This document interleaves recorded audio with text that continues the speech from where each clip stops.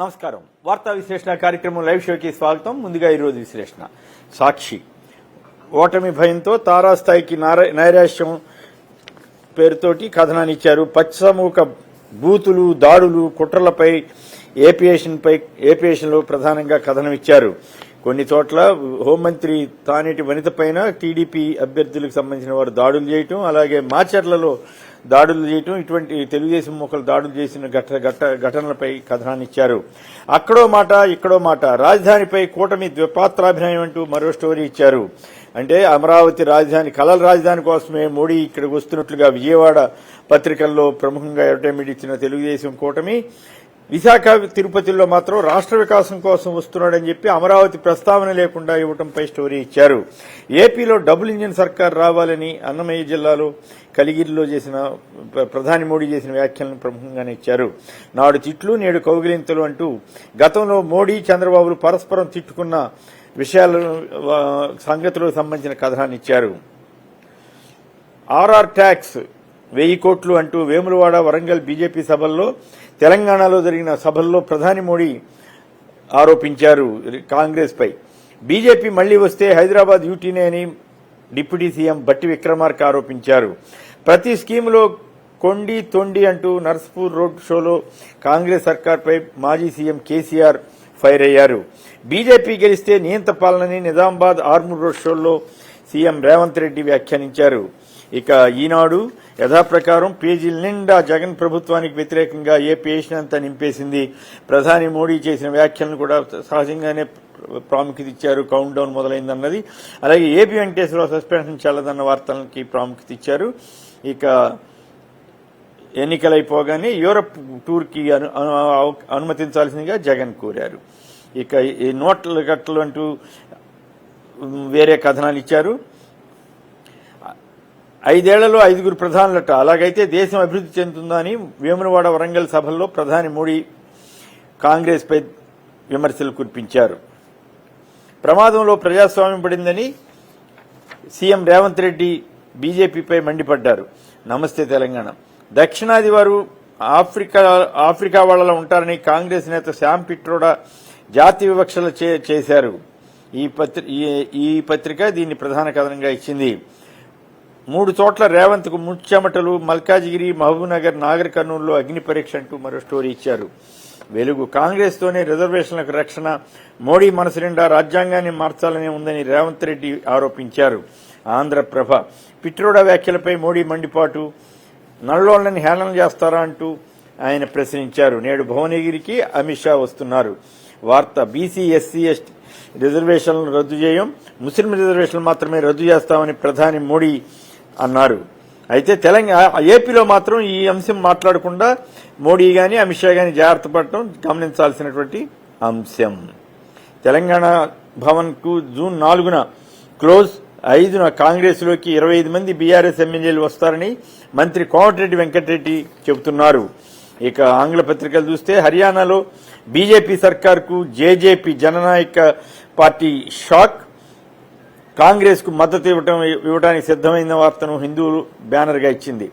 రాహుల్ మౌనాన్ని అంబానీ, అదానీ కొన్నారంటూ మోడీ కౌంటర్, ప్రధాని భయపడుతున్నారని Congress recounter Times of India ప్రముఖంగా ఇచ్చింది. ఇండియన్ ఓవర్సీస్ కాంగ్రెస్ చైర్మన్ పదవికి శ్యామ్ పిట్రోడా రాజీనామా, న్యూ ఇండియన్ ఎక్స్ప్రెస్ ప్రముఖంగా ఇచ్చింది. దేశంలో పాకిస్తాన్ ఎజెండాను కాంగ్రెస్ ప్రచారం చేస్తోందని అమిత్ షా ఆరోపించారు. డక్కన్ క్రానికల్ ఈ విషయాన్ని ప్రముఖంగా ఇచ్చింది. ఇక ప్రజాశక్తి పేపర్ చూస్తే విభజన హామీల ఊసే లేదు, వైసీపీపై విమర్శలు, కాంగ్రెస్ పై విమర్శలు తప్ప ప్రధాని మోడీ ఇక్కడికి వచ్చి చేసిందేం లేదు అంటూ ప్రజాశక్తి పత్రిక ఏపీఎస్లో ప్రముఖంగా ఇచ్చింది. కేంద్రం అనేక రాష్ట్రాలకు మొండి చేయి చూపుతున్న వైనంపై కూడా కథనాన్ని ఇచ్చారు. ఇక ఈనాడు, ఆంధ్రజ్యోతి రాస్తున్న పచ్చి అబద్దాలు, మోసాలపై కొంత కథనాన్ని, ఆయా కథనాలు చూద్దాం. రాతల మోసగాళ్లుగా మారిన రామోజీ, రాధాకృష్ణ, ఎల్లో మీడియా అంతా కూడా ఇంకా ఈ 3 రోజుల పాటు జనానికి హింసించడానికే నిర్ణయం తీసుకుని నానా చెత్తంతా పోగు చేస్తున్నారు. ప్రతి ముఖ్యమంత్రి వైఎస్ జగన్ ఏ ఊరు వెళ్ళినా అక్కడ 1 గంట సేపు ట్రాఫిక్ ఆపినా లేదా ఇంకేదన్నా చిన్న ఇబ్బంది వచ్చినా నరకం చూపించారు అంటూ ప్రచారం చేసే ఈనాడు, ఆంధ్రజ్యోతి ఇక్కడ విజయవాడలో ప్రధాని నరేంద్ర మోడీ రాక సందర్భంగా ఉదయం 6 గంటల నుంచే, సాయంత్రం ఎప్పుడో 6 గంటలు 7 గంటలకు వస్తే ఉదయం 6 నుంచే అనేక చోట్ల రోడ్లన్నీ బంద్ చేసి ప్రజలకి నరకం చూపిస్తే ఇక్కడ మాత్రం ప్రభంజనం కనపడింది ఈనాడుకి, ఆంధ్రజ్యోతి ఇటువంటి వాళ్ళందరికీ. కానీ ఈ నిజంగా ప్రత్యక్ష నరకం అంటే ఏమిటో నిన్న విజయవాడ ప్రజల్లో చూశారు.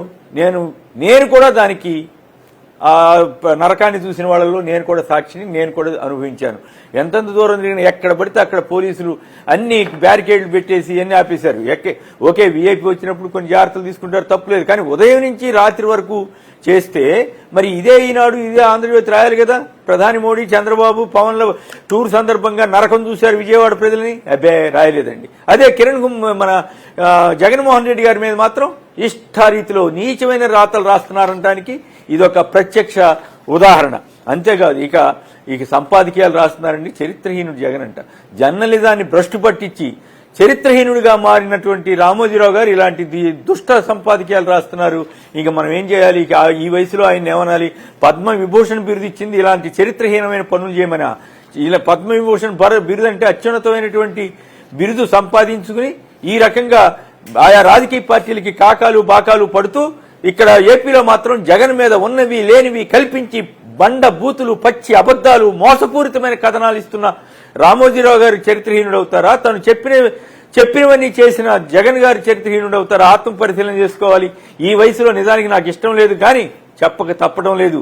అయ్యా రామోజీరావు గారు, మీరు చేస్తున్నది చరిత్రహీనం. రాజకీయాల్లో గెలుపోవటంలో ఉండొచ్చు, మీరు చేస్తున్నది మాత్రం జర్నలిజాన్ని భ్రష్టు పట్టించి నానా రచ్చరచ్చ చేసి దుర్మార్గంగా ప్రవర్తిస్తున్నారు. ఇక అది ప్రజల పాఠకులే నిర్ణయించుకుంటారు. ఈ దరిద్రం ఎంతకాలం భరించాలనేది అది మీ ఇష్టం. ఇక ఇంకో ఇంట్రెస్టింగ్ థింగ్ చెప్పాలి. నిన్న జగన్ గారు ఒక టీవీకి ఇంటర్వ్యూ ఇచ్చారు, అలాగే చంద్రబాబు నాయుడు గారు మరో ఇంటర్వ్యూ వేరే టీవీలో ఇచ్చారు. ఈ 2 టీవీలని వ్యూవర్షిప్ మీద రకరకాల సోషల్ మీడియాలో వస్తున్న వార్తలు చూస్తే మొత్తం 12 లక్షల మంది, దాదాపుగా 11 లక్షల మందికి పైగా జగన్ గారి ఇంటర్వ్యూ చూస్తే చంద్రబాబు గారిది 60,000 మంది మాత్రమే చూసినట్లుగా ఇప్పటి వరకు ఉన్న సమాచారం. 22,000 మంది జగన్ గారి ఇంటర్వ్యూకి లైక్లు కొడితే 4,000 మంది మాత్రమే చంద్రబాబు గారి ఇంటర్వ్యూకి లైక్లు కొట్టారు. ఇది రాత్రి 8 గంటల ప్రాంతంలో ఉన్నటువంటి సమాచారం. ఆ తర్వాత మొత్తం సమాచారం ప్రకారం 11 లక్షల మంది చూశారు ఓవరాల్ గా జగన్ గారి స్పీచ్, అలా ఇంటర్వ్యూ. అలాగే చంద్రబాబు గారి స్పీచ్ చాలా తక్కువ, దానికంటే చాలా తక్కువ చూశారు. సో దీన్ని బట్టే పరిస్థితి ఏమిటనేది అర్థం చేసుకోవచ్చు.